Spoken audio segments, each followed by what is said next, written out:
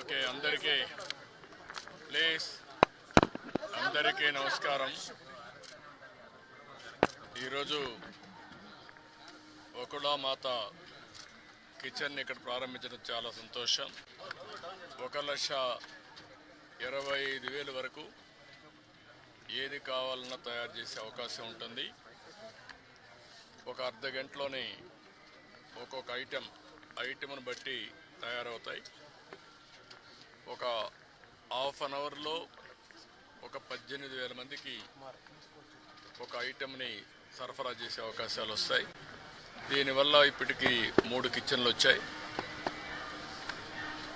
Vengamamba kitchen ఒకటి, అక్షయ kitchen ఒకటి, ఇది 3వ కిచెన్. ఈ 3 వల్ల 33 లక్షల మందికి ఏ టైంలో కావాలన్నా వంట చేసే పరిస్థితి వస్తుంది.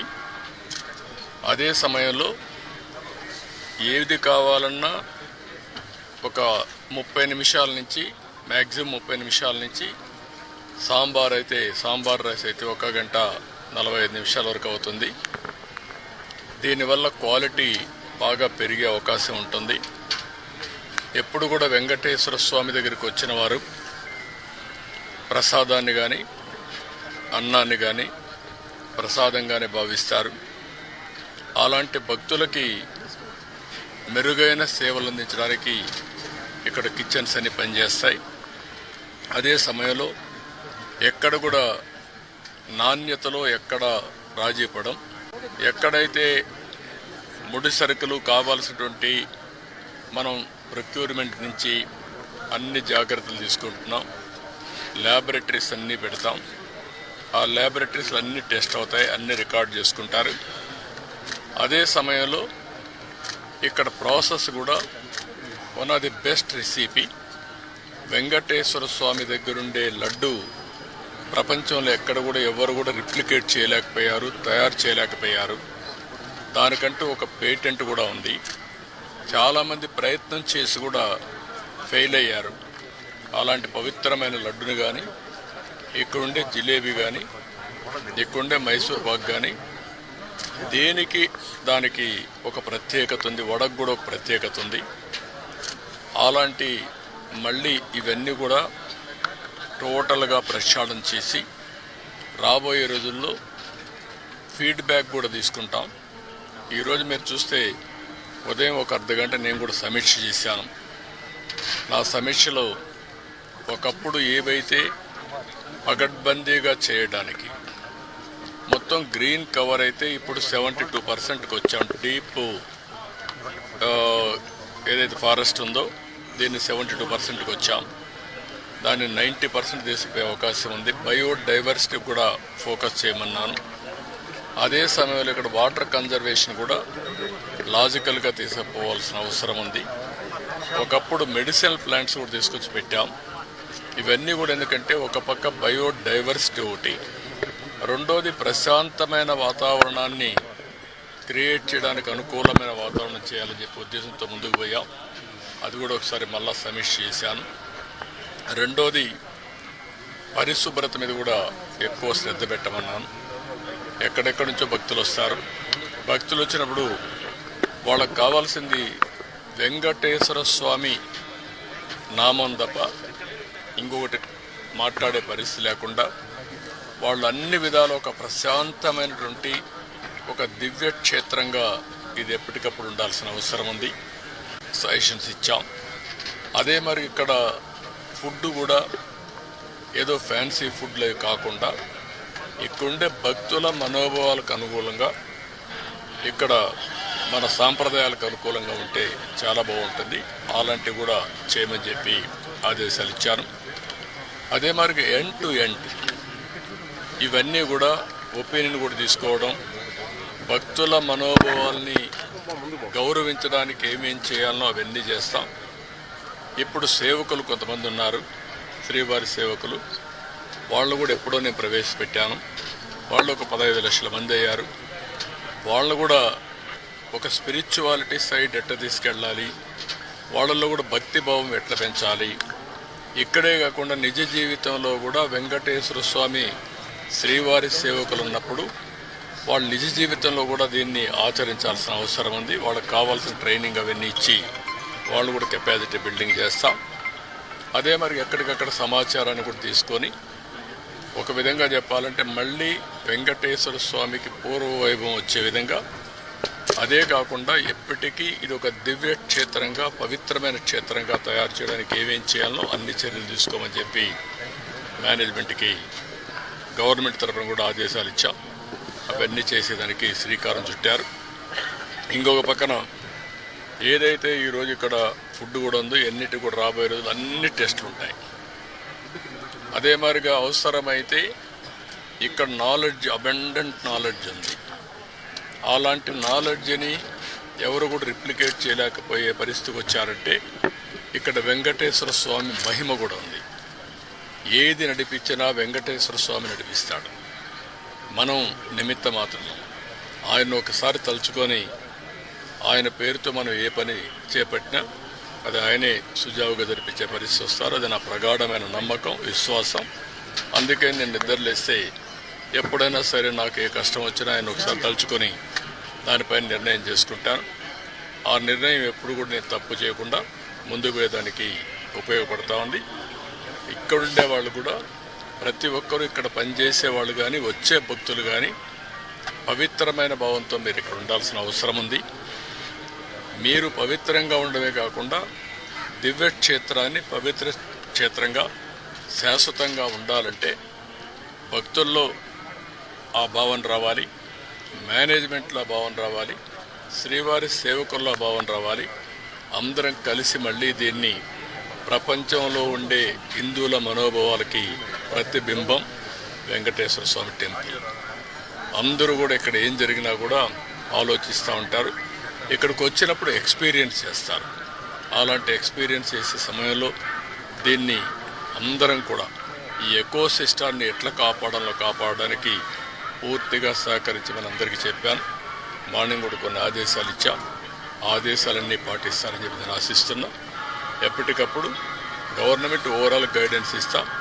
పాలక మండలి లేకపోతే ఇక్కడ మేనేజ్మెంట్ అన్నీ కూడా జాగ్రత్తగా చూసుకుంటాం.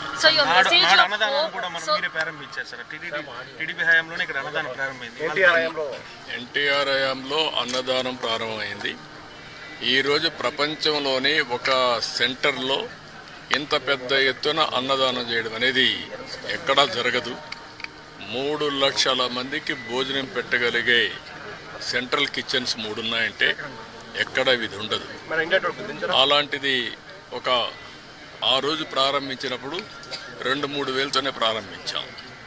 కానీ అది ఆ రోజు ఎన్టీ రామారావు గారికి ఉండే విజన్. తర్వాత ఈరోజు కార్పస్ కూడా పెరిగింది. కార్పస్ దానిపైన వచ్చే వడ్డీ దాంతోనే ఈ 2-3 లక్షల కూడా భోజనం పెట్టే పరిస్థితి వస్తూ ఉంది. ఇంకా చాలామంది ముందుకు వస్తున్నారు. ఒకరోజు పెడుతున్నారు, లేకపోతే వాళ్ళ అకేషన్లో ఎవ్రీ ఇయర్ ఇస్తున్నారు.